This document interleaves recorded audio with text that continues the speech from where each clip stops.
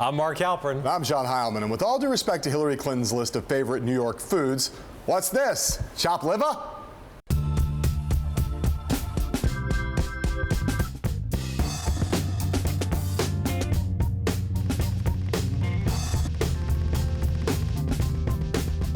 Happy Tax/Boston Marathon/National Animal Crackers Day, sports fans.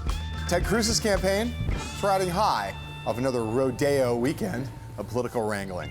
This time in Wyoming and Georgia, where Cruz's gang swept up delegates in state and county conventions, narrowing Donald J. Trump's lead.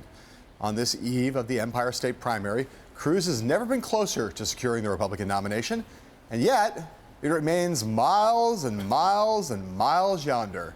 He'd have to win more than 80% of the remaining delegates to clinch the nomination before the convention this summer, and Trump is expected to diminish those chances even more with a likely win here in New York tomorrow. So, it's no surprise that on a Good Morning America town hall this morning, Cruz was again asked by a voter if he'd ever consider being Trump's running mate. Here's his answer. I have zero interest whatsoever in doing it. And there are a lot of reasons, but perhaps the simplest is if Donald is the nominee, Hillary wins. Hillary wins by double digits, and I don't think there's anything we can do to change that. So Mark, that's not the first time Ted Cruz has said that. As I indicated, he said it before. He'll probably say it again.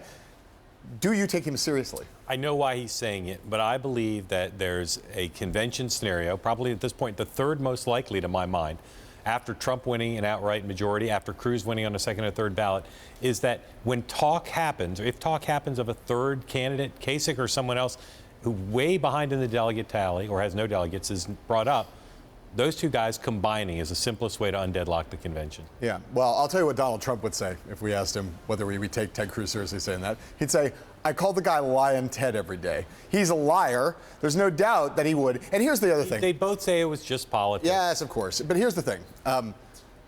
There's never been anybody that I know of who's been offered the vice presidential, who's never said they wanted to be vice president, and none of them who went offered the opportunity to be on the ticket ever say no. It's just, there's no sense for someone running for president to ever accept in advance the notion of a secondary job, an understudy job.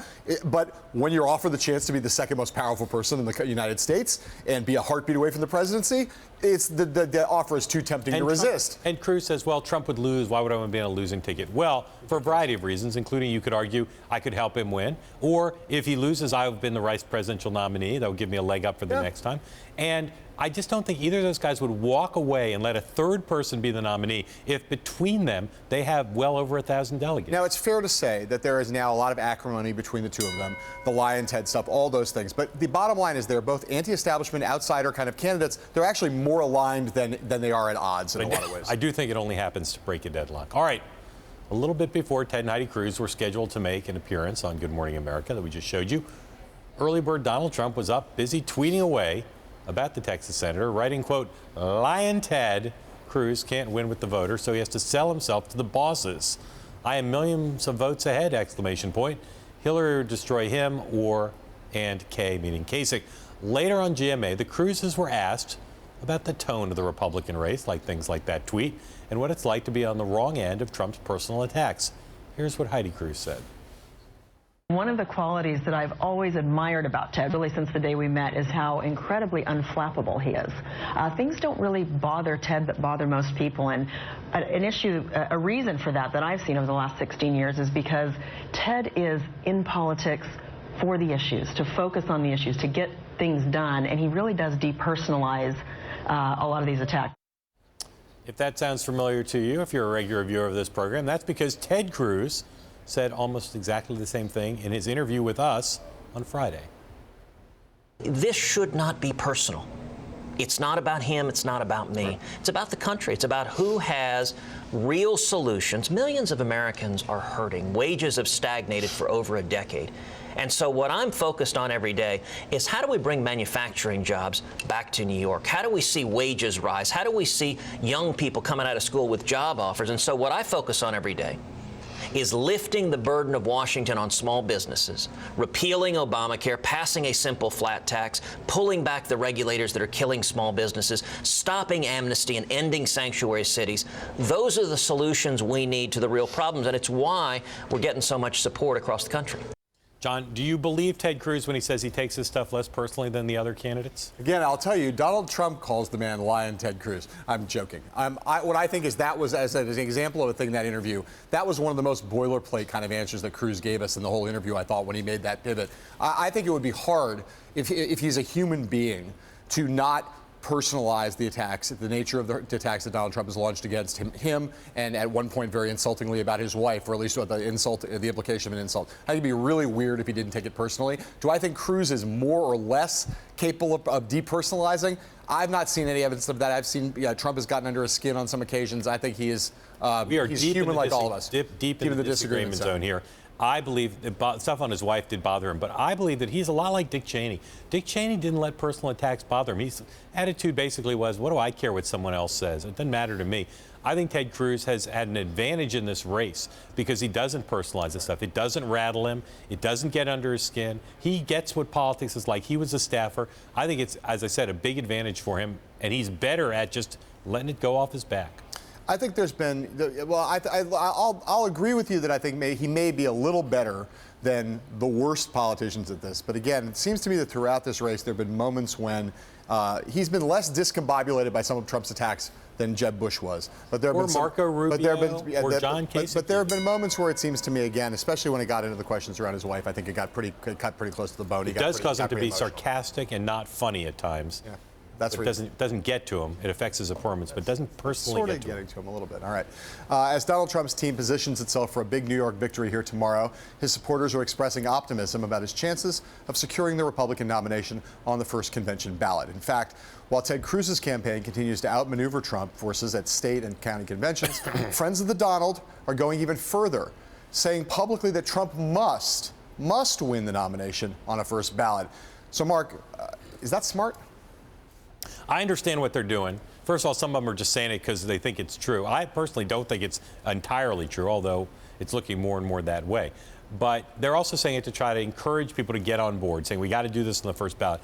But man, I think it's dumb to be so emphatic. Just say our chances are a lot better, but to say we can't win on a second ballot, that's a self-fulfilling prophecy that's not in Trump's interest. I'd say you could say something else. You could say, let's win this on the first ballot. Let's just get this done. Let's take care of business. Better for everybody. There's a lot of ways to exhort your potential supporters and supporters with them without talking about like the doomsday scenario. Because look, they're headed into a complicated scenario. I agree. I actually think it is true that if he doesn't win on the first ballot, he's very unlikely, not 100% unlikely, but very unlikely to win the nomination. But it seems to me to serve less purpose even than you think it serves in terms of motivation. I think you should just basically let's go out there and win these primaries, guys. That's all you got to say. Let's say Trump performs really well over the next couple of weeks and wins primaries and caucuses. Then on the second ballot, he'd have fewer votes, but I don't know that Cruz would have a majority. And at that point, you go to what we first talked about, which is then Trump says to him, be my running mate. Let's end this now. But I think the place we're in agreement is this. Like, this message has two audiences potentially. One is the media.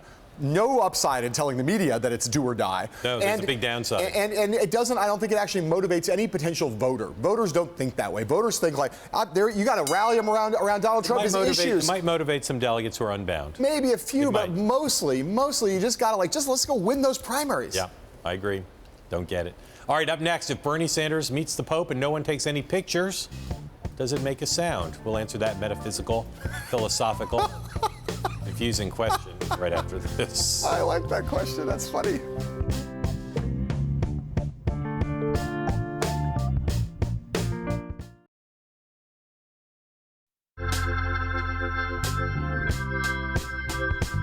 It was objectively another banner Bernie weekend here in Gotham City, proving records are meant to be broken. Bernie Sanders held his biggest rally ever on Sunday, last night, drawing 28,000 people to Prospect Park in Brooklyn. Despite all that love and Sanders' belated support for a bill that would allow victims of 9/11 victims to sue Saudi Arabia, the Vermont senator has shown no concrete signs of closing the gap with Hillary Clinton in New York State only one day before tomorrow's primary. In most Empire State polls, Sanders still trails the Democratic frontrunner by low double digits. John, with all his time on the ground and all the advertising that's running, Why has Bernie Sanders not seemed to have moved his numbers here in New York? I actually, on the basis of the historical trend, I find it a little puzzling. I think it does, in the end, what it speaks to more than anything is that Hillary Clinton's firewall here is actually much more durable than some of us thought it would be, that it's very strong. And she has played her cards right, especially on the issue of guns, which I think really does matter in a lot of places that he has campaigned hard in the city, where she continues to have the advantage specifically on that issue. Yeah, she has worked the state hard, and she has flaunted her expertise about how to run in New York. And I think she's had maybe more good days than he has, but certainly as many. And she has done what she's done from the very beginning when it was clear to her that Bernie Sanders was the main opponent. She has tried to use guns, the issue of guns and gun control, to blunt attacks on things like Wall Street. She's also not paid any price for doing things like hugging him on the minimum wage, fracking, or on trade issues. And I think that he has failed to change the dynamic of the race by doing anything dramatic. He's basically campaigned hard, debated her hard, but he's not done anything to change the dynamic of the race here. Again, I don't want to be repetitive, but the gun issue has been a huge problem for Bernie Sanders throughout this Democratic nomination fight, and really maybe in New York and New York City more than any other place in the country. It is a powerful argument for her. It works to her advantage everywhere, but specifically here in a big way. One more quick thing. You've also seen her surrogate activity in New York very strong, more powerful than strong in any other state for obvious reasons. All right. On Friday, and in fact for much of last week, Mark and I expressed, shall we say, skepticism about the wisdom of Bernie Sanders leaving New York in the middle of his primary campaign to speak at a Vatican City conference on economic inequality. Here is a quick refresher. I have to say, given where he stands right now in this New York race, it would have been better for him to find a place called Rome, New York, rather than going to Rome, Italy. I thought they might have some secret reason why this trip was good. The Pope was going to show up. Maybe. But I think what they said was true. Bernie Sanders wanted to go. Right. He thought it was an honor to be included. He left. He got some coverage, but man, it makes no more sense to me than it did before. I predicted it was going to be canceled. It might as well have been. Turns out Bernie Sanders did get to meet with the Pope privately on Saturday, though there were no selfies or any other pictures documenting the encounter. So, Mark, given everything that we now know, including this papal session, are you having any second thoughts about your skepticism, your criticism of Senator Sanders' trip to the Vatican? It takes a giant man to admit he was wrong. I think even though there are no pictures of that meeting, Bernie Sanders feels really good about the trip. I don't think staying would have allowed him. Did you just congratulate yourself for admitting that you were wrong? Is that how that started? No, I don't think that he would have won the New York primary had he stayed. Yeah. I think he would have kept campaigning in a workmanlike way. And this trip made him feel good. He felt spiritually good, if he's capable of that, whatever. Just he felt good about going. Felt good about going. He's a happy man. Happy. Glad he met the Pope. Honored. Participated in this conference. Good thing he went. I will, to the day I die, I will say that I think there's not a seasoned political veteran campaign strategist, campaign manager, and I am sure deep in their hearts, many of the people around Bernie Sanders himself. Not that deep. Not that deep, close to the surface, would have said, we would really rather spend this day in New York. But the main thing that's going to be a saving grace in a weird way, if he loses this Democratic nomination fight by 10 points or 12 points, as much of the polling suggests is going to happen, he will at least be able to look back on this and say, well, it didn't cost me the primary. I still continue to believe that if he loses by a point or 2 points, there will be people who are in his inner circle and maybe even in his own head, he'll think, I don't know if that was worth it. The thing I don't get that I'm eager to discuss with Tad Devine momentarily, and if he's watching the green room, Tad, get ready to answer this. They did this huge rally last night in Brooklyn. They did the huge rally at Washington Square Park. Yeah. Why didn't they front load those? Why didn't they do those right out of Wisconsin? I don't know the answer. Let's ask Tad. We'll ask Tad. All right. Fabled New York State dining critic Hillary Clinton published a list of her favorite Empire State restaurants and foodstuffs on the website Thrillist today. It's quite a list. John and I read it early this morning, and as enthusiastic foodies, we took notice and went through it carefully. The list includes everything from upstate pizzerias and barbecue joints, oh, dinosaur, to the midtown establishment Hillstone and Harlem's fabled restaurant, Red Rooster. John, review her review. How good is Clinton's New York food list? Well, let's start by admitting the following, which is that many of these restaurants are utterly unfamiliar to me because many of them are outside the 5 boroughs. I have no way of rating them. I would say it's a very political list for that reason, because the truth is I know the restaurants that the Clintons go to. I've been to some of them the last few days that they go to. They're great restaurants. They were just at Prime Meats the other day. Great restaurant. I could name 6 or 7 places that I know they love that aren't on this list. And they're not on this list because they would have displaced places from geographically important spots around the state that she's trying to tick off the list so that she has a restaurant in every county in New York practically. You are psychotic. It is a fantastic list. Okay. Everything on that list that I'm familiar with is good. Yeah. She was a senator from New York. Nothing wrong with liking places outside. I'm just saying I think the list is weak. I'm not saying there's anything wrong with it. I just admitted I'm not familiar with the establishment. I won't say that I'm certain Senator Clinton did it all herself, but I'm pretty confident she's eaten at every place on the list. I'm sure that's true, and it is a very well curated. But the idea that those are the best restaurants. She didn't say best. Well, these are places that's how she likes. I took it. The places she likes. That's how I took it. I would say the Clinton campaign has been a largely competent operation. Yeah. The creation and execution of this list. It's a political list. No. It's a political list. Political, but it's political backed up by quality food. Here's one thing I can tell you. Red Rooster's a great restaurant. Yeah. It's a great Everything on the list is good. Senator, nicely done. Very good restaurant. Staff work, well done. Yeah, staff work really well done, but those aren't her favorite restaurants. Okay, up next, Bernie Sanders' senior advisor, Tad Devine, joins us here on the set. We'll talk about tomorrow's primary and what comes next after these words from our sponsors.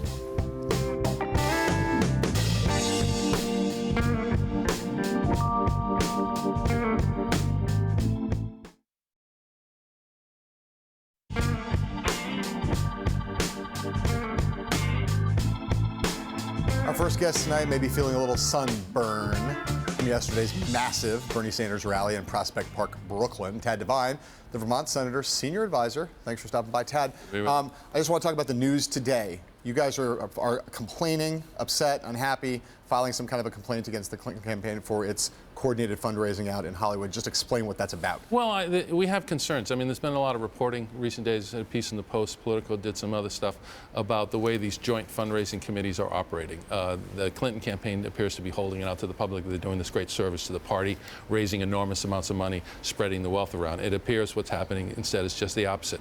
They are raising a lot of money. They're funneling it back into their campaign. They're paying overhead costs. They're spending millions of dollars to prospect for low-dollar donors. I mean, I think there's one statistic in there. They spent $4 million to raise $3.2 million in low-dollar contributions. So, you know, we think this should be looked into. It should be transparency, and we hope they do. Are you suggesting that they're in some way violating the fundraising limits? I think that is a question that needs to be investigated, John. You know, there is a limit of $2,700 for individual contributions. We need some more transparency on this, and we need to know. And we certainly, I'll tell you this, our campaign is not going to be involved in a system that is not in full accordance with the law. And also, too, Bernie's concerned that many of the things, the reforms, let's call them, that President Obama tried to implement with the party fundraising, not taking money from lobbyists, for example, that we're moving away from that. He feels we should be moving in the opposite direction, okay, towards the kind of system that he has developed himself and implemented in this campaign, which is to move away from super PACs, move away from bundle contributions, and rely on millions of people to fund the campaign. Let's talk about the race, 30,000 feet here. Last time Jeff Weaver was at that chair, he said he had a secret document showing the path to nomination for Bernie Sanders. Assuming you all do not win 60-40 here tomorrow, is there still a mathematical path to be nominated? There is, and I see the skepticism of this amongst you know, the ranks of people. Those of us who could do math, who follow it very closely. Yeah, we have our own personal abacus. I've spent a lot of time counting delegates, you know, through the years. Just in the last couple of weeks, you know, we've made ground. I mean, look at, you know, we picked up a few delegates over the weekend in Colorado. You know, a lot of our people showed up, even though there was a blizzard in Denver. You know, they're really committed to Bernie. I believe we can get there by the end. And by get there, I mean, I believe we can have more pledged delegates than Hillary Clinton when the voting ends in June. Give us examples of some states where you'll make up big amounts of ground, not handfuls of delegates, but what are some states where you'll make up to be clear, scores of delegates? 195 behind. Okay, no, that's good. And we were, and to be clear, we were 326 behind in the middle of March. So we're going to make up scores of delegates. There's 1,675 pledged delegates left to be selected. Right. Okay, so we got to make less than 200 out of the 1,600. Here's where. First of all, in places like Oregon, where I think we're going to have a very strong strong victory, and like we've had out west and other places. There's 807 pledged delegates on the 7th of June, okay, including a huge haul in California. I think by the time we get to California, I believe we can be in a position to win across the board in California, every demographic group, for example, and win a sizable and substantial victory and make up a lot of ground there. And I think in caucus states, the caucus process is a living delegate calendar, okay? And it is as backloaded as the delegate allocation calendar is front-loaded in the primary process. We're going to continue to win delegates and delegates in those processes and pick up in 4 or 5 here, 3 or 4 there. You win 4 delegates in a state convention, and your opponent, you take those 4 away from your opponent. That's 8 delegates net that you picked up. So that's how we're going to do it. In some places, a little at a time, and I think on a couple of big days of voting, a lot at a time. Answer the question that Mark and I debated earlier in the show. Every state that I've seen so far, when Bernie Sanders has come in and had time on the ground, time on the air, he's closed the gap in an appreciable way and often won those states. Yes. Here, he's not moved the needle in New York, even though he's been every 2 weeks, spent a lot of time, a lot of money. Yeah. Why has the needle not moved more? Well, first of all, we'll see how far the needle moves tomorrow. Okay, the Real Clear Politics average of Michigan, I believe, was down 21 the day we won it. Okay, so let's give him one more day before. But I agree with you. We haven't seen the kind of public poll movement that we've seen elsewhere. I think that's due to a couple of things. One of our strongest groups, independents, cannot vote here in New York. 2, the restrictions on getting people into the process, like when you could change party affiliation, was many, many months ago, really before we began to grow. 3, this is Hillary Clinton's home state, okay? And she has, she's well known here and she's well liked here, and we stipulate to that. She has real standing with voters here. 4, the electorate's likely to be 58-42 female-male here in New York. Okay, so I think there's a lot of places where she has real advantage. But having said that, I will tell you, if you're out there yesterday with 30,000 people, hopefully tonight we'll have another, if you were, in Washington Square last weekend, you can feel it. I mean, Bernie really does get things going, and we hope to have a good day tomorrow. We want to win a lot of delegates. And next week we got 5 contests. We want to win, in all across those states as well. You're not predicting you'll win tomorrow, are you? No, I'm not. And I have predicted, and I think you may have caught me say we're going to win Wisconsin. And I did, and I felt confident. I believe Nevada was the one. Yeah, that really got you in trouble. I felt that we could win there. And listen, even the Clinton polling said we were 25 down in Nevada a month out, and we lost by 5. And after Nevada, we decided we were going to take a long and difficult road to the nomination. But I believe we're going to get there. I think we're going to have more pledged delegates. And by the way, we're beginning to see, I saw Senator Bennett at the Colorado convention yesterday. I know Senator Leahy has said the same thing. Senators who are endorsing Hillary Clinton saying, well, I'm going to take a look at who has the most pledged delegates when this is over. And I think the more people who start saying that and doing that, the more it's going to be apparent that there is a road for us to begin to pick up a lot more pledged delegates. There's been some back and forth on the role of superdelegates between you and the Clinton campaign. Totally fine from your point of view to win this by having superdelegates put you over the top? Well, I think it's both candidates will need superdelegates to get over the top. Mark, there's no way to get it. I'm saying if she has more pledged delegates, elected pledged delegates, you think it's totally fine to reverse the lead by winning more superdelegates? I do, because I think those superdelegates, have an obligation to do what's right for the party. Okay. Thank you. Tad, don't go anywhere. You're going to stay here because we're going to be back with more on the highs and lows of this Democratic race, and especially the Sanders campaign right after this.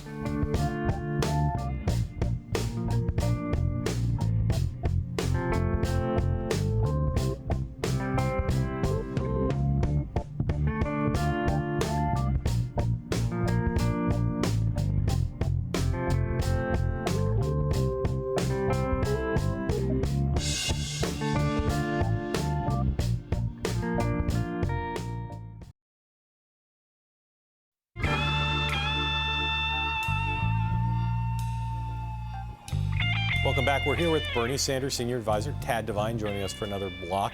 We talked about how you were in Brooklyn last night at this huge rally with your 2 daughters. Are they Bernie supporters? Absolutely. Yeah. They're under 30. Okay. Despite the size of your crowds, most Americans have never been to one of these events. Yeah. Tell people what they're like. Well, first of all, over 1 million have. And I think that in itself is quite a statistic. What they're like is people get together. There's usually a good atmosphere. There's, sometimes there's some entertainment, provided. And then Bernie comes in for an hour, to an hour, 15 minutes, and he talks about his whole agenda. And people really do get excited. I mean, you can just see it in their faces and in their eyes. He has been an extraordinary candidate in terms of crowd size. Just, I'd say pretty close to unprecedented for a candidate not in the general election. Does that matter? Does that have some meaning, or do you all collect email addresses there carefully and have voter contact? Well, we did in Iowa and New Hampshire, and it mattered a lot. We did a lot of organizing around events, and we did it in subsequent states as well. So yes, it matters, and it helps with the organizing. But I think the thing that it does, I mean, and this is really, we're going to play this out on a big stage in California, that he can go into these places and by barnstorming, we did it in Iowa in a bus, we're going to try to do it in a plane in California, that he can get this tremendous energy unleashed in communities by his presence. Let me just second guess one decision. I just don't understand. The two rallies, the one last night and the one in Washington Square Park, why not do those right at the front end of the primary to kind of, after Wisconsin, kind of send a message to folks that he could outdraw here and kind of keep the momentum going? Yeah, I mean, we wanted to get it on the ground. We wanted to build. I mean, I think, we felt it was good to have more momentum at the end. 95% of the people who vote in the New York primary are going to vote tomorrow. Yeah. Okay, this is not an early vote state. If it had been an early vote, I think we would have done earlier rallies. You pointed out before that we're still got a long way to go, a lot of states to vote, still a lot of pledged delegates at stake. So I'm about to ask you a question that is not a valedictory question at all, just like call it a halftime question. So far, you've been involved in a lot of presidential campaigns. This is a unique one. Just tell me what the high points of this campaign have been for you, like one or two things that like already are things you'll remember for the rest of your life.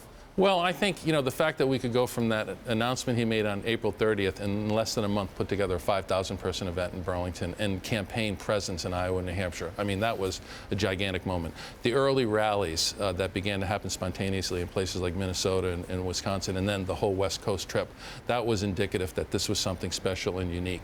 I think in the debates, the progress he has made from the first debate where he walked on that national stage for the first time to the last one where he showed he's prepared to engage at a very serious level as needed. There's been a lot of great moments, but in victories too. I mean, to win Michigan the way he won. I mean, even Iowa. I mean, we're 15 points down in Iowa a month out. You've known him for a long time, and I know he's a pretty constant guy. But what's something he's done in this campaign that surprised you? Well, to see him move so far, so fast as a candidate for president, to be able to walk on that big stage and to command it the way that he does, particularly in these large-scale events. I mean, that's just, for someone I've known in a much more, smaller setting, to see him to go on that large stage and to begin to take it over has been incredibly impressive. We've given, on this show and on our other show, on The Circus, we've given a fair amount of attention to Jane Sanders. And from the very beginning, she was a big influential part of your campaign. Right. She would make arguments that he needed to show more of his human side, for instance. More recently, can you think of an example where she has weighed in on a policy matter or a strategic matter and has had a positive effect on the campaign? Well, she's with him all the time and talks to him, constantly about issues, in policy. So, I mean, that's kind of just a routine thing. I mean, I can't think of anything in particular, but listen, Jane's a big part of the campaign in a serious and substantive way. I mean, she's helped me a lot with the advertising. She's part of, she approves the ads. The America ad, which got a lot of attention, she made a change in it. I had originally had Bernie in it speaking at the end, and she said, it's better to take him in. And she was right. It became a much better ad because of that. Let's just say for the record, she's way more influential and smarter than Jeff Weaver. Well, listen, we all know that, but I want to say that the job that Jeff has done in this campaign is incredible. It really is, and I can't tell you how much respect and affection I have for him and what he's done. It's been to build this campaign from where we started, which was with nothing, to where it is today, is a phenomenal management achievement. He deserves a lot of credit for it. You've done, as we've said, tons of campaigns. This one is unique and special in a lot of ways. What are two things you've learned from this campaign that you would teach at a campaign management school? Well, that the age of campaigning right now is affected so much by technology that the smartphone is the most powerful weapon in politics, and I used to talk about that with my students. I teach at NYU, but for now to be able to take that phone out and push a button, and for millions and millions of dollars to come in, to organize the way we've already 45 million volunteer phone calls made by volunteers for the Sanders campaign, so I think that's lesson number one. Lesson number two is an old lesson. If you have the right message, and you have a messenger who is credible in delivering it, you can overcome insurmountable odds. Message still matters. So technology and message, I think, are the two takeaways. Is there anything you've come to appreciate about Hillary Clinton that you did not appreciate before, but that you now admire more? Well, that she is just so formidable, and disciplined as a candidate, and that's just a great candidate skill. President Obama has that skill as well. I think we see it every day in his presidency. In this race, a lot has been made of some slip-ups, or at least perceived slip-ups that he's had during this 2-week period from Wisconsin. just ask you about two of them. One, the New York Daily News Ed board. Was that a bum rap? Well, I think it was a bum rap. I mean, Jeff had actually said to me, you should read the transcript. And when I came to New York, 11 days ago, I did. I had 3 hours to myself. And, I think I counted him being interrupted 23 times during that. I think he went in, it was very adversarial, it was very hostile. I think people had the takeaways on that were fundamentally unfair. And what about his not knowing that we don't use subway tokens anymore? Well, I don't think, listen, they both had subway incidents, okay? So I think we can live with that one. Right. Tie for that. Tad, thanks very much. Thanks. Best of luck to you tomorrow. Thank you. Next up, the yin and the yang of political soothsaying. We'll be right here on this set. You can guess who's going to join us in the next 2 minutes while we go to commercial break. Go.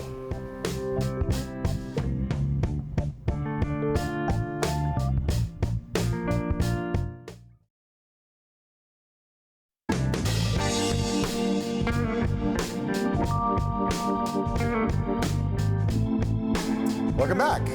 We're joined now by two people at opposite ends of this set and opposite ends of the political spectrum, although apparently they agree on everything. Democratic communications consultant and former chief of staff to Al Gore, Mike Feldman, and former communications chief of President George W. Bush, and senior advisor to the McCain-Palin campaign, Nicole Wallace. Hi, guys. Oh, wow. They're Thank both you. swell people, despite their differences and their similarities. Nicole, what could happen tomorrow that's like within the realm of the plausible that would surprise you? Nothing. Right? I mean, Trump, I think, is going to win big. I think the notion that Wisconsin was anything other than really an opportunity for the people that were arguing for him to do some things differently was never the case. I mean, I think it strengthened the hand of people who wanted him to maybe hate tweet a little less and wanted him to pull back from all of his media exposure. He strengthened those people by losing big time in Wisconsin. He's made the necessary adjustments, and I think he's in a great position. I think maybe the Democratic race might be closer than people thought it would be. I thought Hillary would be as dominant as Trump seems like he would be, but I think on the Republican side, it will be, as everyone has predicted for a while, a huge night for Trump. You just heard Tad Devine sitting out here saying, well, don't, count on, we'll give me another day. We'll see how really close it is or how far it really is. What do you expect and what would surprise you on the Democratic side? Well, I suppose that Bernie Sanders could do better than we expect, better than the polls are showing, and then we'd be having a conversation about his momentum and again, the energy behind his slice of the electorate. But I don't think anything's going to fundamentally change the outcome. I don't think that there's anything that can happen tomorrow that makes him more likely to get the nomination. And on the Republican side, I do agree with Nicole. I mean, I think it's likely that Donald Trump will be closer to that magic number tomorrow or on Wednesday. And then the question is, what really is the opening? How close can he get to that magic number? Is he close enough that momentum takes him there on the first ballot? Or does the Stop Trump, Never Trump, whatever the movement is of the day, actually have any gas left? Here's what surprised me the most over the last 2 weeks. Out of Wisconsin, you had two national frontrunners, both hurt, coming to a home base, but with the media capital of the world. And you look at what Cruz, Kasich, and Sanders have done between Wisconsin and now. They've basically done traditional campaigning. John Kasich gave one kind of big speech, but otherwise they've just done traditional things. Mm-hmm. Nothing that would really change the dynamic. Do you agree with that? Was that the right thing to do? I actually think the Kasich campaign was disheartened / disoriented by the fact that the establishment started to move toward Cruz. And right. I think that, sort of the Rubio case against Cruz was against his record on national security. And I think after Wisconsin, there was an opening. There was let's take a breath and see what's going to happen. And that case was not made against Cruz. I mean, Cruz has managed to mystify some wings of the establishment by consolidating right. people who really strongly disagree with him on national security matters, Bill Kristol and others who have made the case against his worldview for years. But not enough to be a challenger in New York. No, but the other thing he's been doing, as he's been doing from the very beginning, is a methodical, strategic, intentional search for delegates. And by the way, not all of those have been in New York. I mean, he's gone in the intervening two weeks and picked up delegates that will matter to him if this actually becomes a fight at the convention. But I think this is where he loses by winning. I mean, yes, he is winning. Yes, he may end up on the second ballot having more delegates than Trump. But I think that what Trump has done is he's set up this whole narrative of a rigged system where you don't have to even be a Republican. You don't have to be a Trump supporter to, walk around and say, yeah, but it's rigged. They're taking it from him. I mean, that has sunk in, and people believe that. So explain to me how this works. I'm on the record saying I think that Trump has played this brilliantly, and the argument he's making fits right in with his brand and with the energy that's behind him. At the same time, though, he's doing this two-track thing, right? Simultaneously, he's hiring Paul Manafort. He's hiring Rick Wiley. He's doing all this kind of stuff to be like, well, the system's rigged, but here, let me hire a couple guys who are really good at playing within a rigged system, right? How does that contradiction not catch up with him in some way either through the press corps or more broadly his opponents making that point? Well, rhetorically, he's always had the loudest voice. I mean, literally and figuratively, right? So that is his message, and it's been a smart one. Having said that, he knows, and smart people have been telling him, at the end, that will take you only so far. If you don't get the nomination on the first ballot, if you don't have the magic number of 1237, this becomes an inside game. This becomes direct communication to people who matter and who pushes their levers, and how do we get enough votes, enough delegate votes to win. So he's got no choice. He's behind in that front. That's something that the Cruz campaign has been excelling at from the very beginning. Trump is so interesting in that he has not made any adjustments to what is really a non-campaign campaign. I mean, he's running against a guy with the best campaign organization, I think, on either side, and in a while. I mean, he's running a Bush 04, an Obama 08-like campaign. Cruz. Ted Cruz is running a superb campaign. It's technically perfect. It uses technology. They are finding their voters. They're bringing them in. They're turning them. And Trump hasn't he's done the things you mentioned, but he really isn't playing that game. Like you said, he is using and riding the bully pulpit to the nomination. It's a gamble, but it seems very Trump-like. So we've got New York, then we've got some other northeastern states. Donald Trump looks poised to do well. He's in a fight with the Republican National Committee, and the Republican National Committee is fighting back. They're saying today, we don't care who the nominee is. Reince Priebus can stay as chairman because he's elected. If you were advising Reince Priebus, would you tell him to keep fighting with Donald Trump or just put his head down? Well, listen, he's in an untenable position, right? And I think that he's winning the temperament game. I mean, he's not blustery, and I don't think you can fight Trump with bluster. He's letting Trump sort of own the bluster game. But I think by saying, he said on the Sunday shows, I'm not going to take this personally. Trump's making it very, very personal. And I think... As he is wont to. Exactly. In almost every instance. But I think, listen, and I think the fight with Megyn Kelly is a good parallel. I think when someone attacks your professionalism, you have to stand up, cleave that off, say, I'm not taking this personally, but the RNC is an institution that has integrity, that had integrity before I got here, and on my watch will always have the integrity that the Republican Party deserves. And so I think there's a misstep. I would advise him to always defend sort of the honor and integrity and ethics of the RNC, because I think Trump is taking a big bite out of that. You think that if Trump's the nominee, Reince Priebus gets to stay as chairman at this point? I doubt it. And I'm not sure he'll want it, to be honest with you. I mean, at that point, he can't win a public fight with Donald Trump, and he's not going to be able to collaborate with him. This is a conversation he's having right now with other leaders in the Republican Party who are like, stand up straight, try to help us here, make sure we don't come out the wrong end, and if the worst case happens, how do we protect the Senate? How do we keep the House? I mean, Reince Priebus has one eye on those audiences. Right. The public fight's really hard for him. Yeah.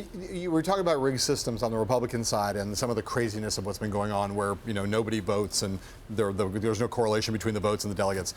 On the Democratic side, it's institutionalized. It is openly rigged with the superdelegates, and there's a reason why that is historically. But given all the controversy about it, first in 2008, now in 2016, is that a tenable system going forward for a millennial Democratic Party to have a bunch of establishment grandees who ultimately can do whatever they want? It's tenable. Look, I think this race on both sides has opened up a conversation about the process, people's dissatisfaction with the process. By the way, whether Donald Trump is the nominee or not, whether Bernie Sanders has a chance of being the nominee or not, those two races, I think, they've made an impact on both parties, and they made an impact on the electorate. The energy and anger about the way the political process is run, this isn't the last cycle we're going to be talking about this. I totally agree with that. I think I said this morning, Trump and Sanders have yanked the curtains down on what used to be a sort of opaque process, not because it was secret or rigged, but it was just opaque. Unless you were nerds like the four of us, you really didn't understand how delegates were won. Or care. But I think now that it seems threatened, it seems imperiled by these establishment figures, I think that Sanders on the Democratic side and Trump on the Republican side have yanked the curtains down. On the Republican side, they've lit them on fire. And I do think there will be a cycle-long conversation about election reform. And I don't think anything happens, but I do think it becomes a conversation where it wasn't. I just feel like in the age of transparency and in the age of small d Democratic politics on both sides, that having these vestiges, the Democratic system has been moving away, has become more democratic, more transparent. I think the superdelegates will have to go at some point soon. Well, and I think not this cycle, obviously. So we'll take them, right? Maybe they're. The Pulse Party needs them. Yeah. No, I think that conversation is going to be really important. People who feel disconnected from the political but if process. Hillary Clinton wins, she's not going to want to get rid of the superdelegates because there'll be a huge backup for her in case she gets a nomination. No, but she'll have to contend with that. If she wins, she'll have to contend with that in her re-election, and she'll have to contend with keeping those strands of voters engaged moving forward. What are the odds that Donald Trump, if he's the nominee, unifies the Republican Party? Like literally just the odds. Coming out of Cleveland. 50-50. 50-50. Okay, that's it. That's all we have time for. All right. You don't get to speak. Feldman, quiet down. Nicole, last word. When we come back, the moment you've all been waiting for. We foos with Cruz. Cruise ball. Cruising for a foozin'. Good thing we saved time for that. We'll be right back.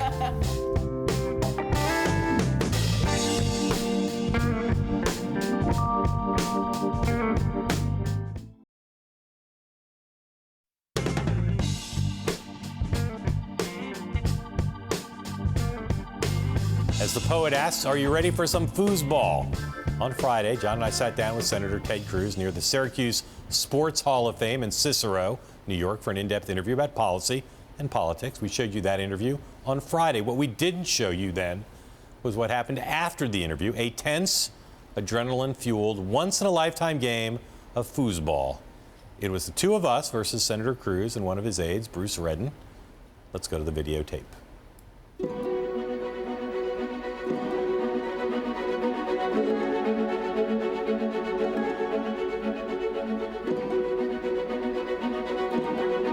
It was the game that champions play out in their dreams.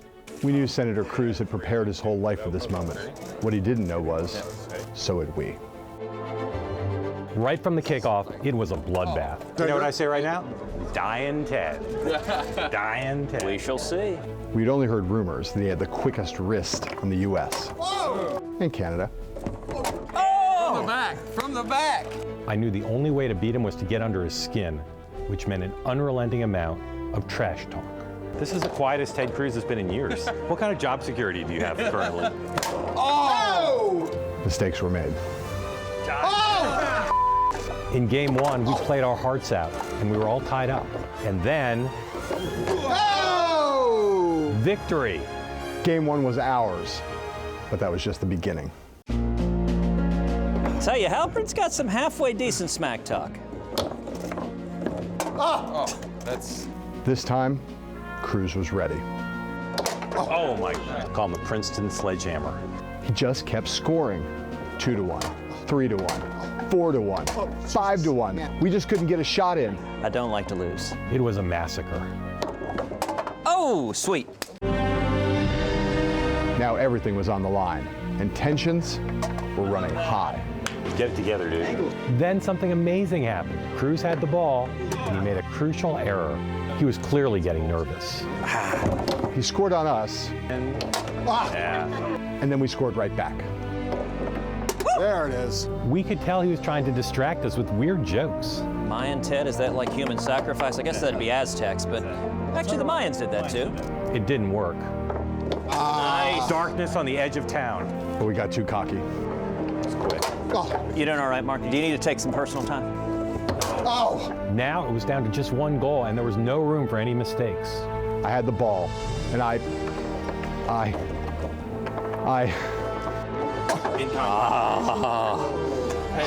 would just like to thank you. the rest is history.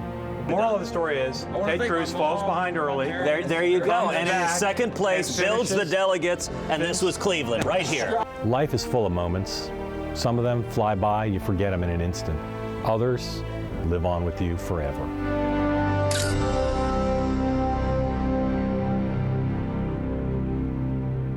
Our thanks to the current champions, Ted Cruz and his goaltender, Bruce Redden. Don't forget, if you're watching us in Washington, you can now listen to us on the radio at Bloomberg, 99.1 FM in the Washington, D.C. area.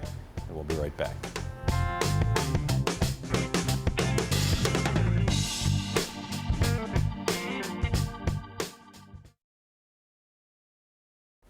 All right, Mark, so it's time for everyone's favorite game. Engaging in hypotheticals. We have a special double hypothetical tonight, Mark. If you were the New York Post headline writer, and if Hillary Clinton loses the Democratic primary tomorrow, your headline would be what? New York State of what? That's it. Like that. You know, if it were me, it would be Blue York. I mean, it would B-L-E-W, Blue York. B-L-E-W, Blue York. Blue York. Got it? Yeah, it's not bad. Either that or New York to Hillary, drop dead. All right. We've got a lot more 2016 coverage all the time on BloombergPolitics.com, our website, including a great deep dive into John Kasich's nomination strategy by a man who covers him well, our colleague Mark Niquette. Coming up on Bloomberg West, Emily Chang speaks to Lear Hippo Ventures managing partner Eric Hippo. Until tomorrow, sayonara.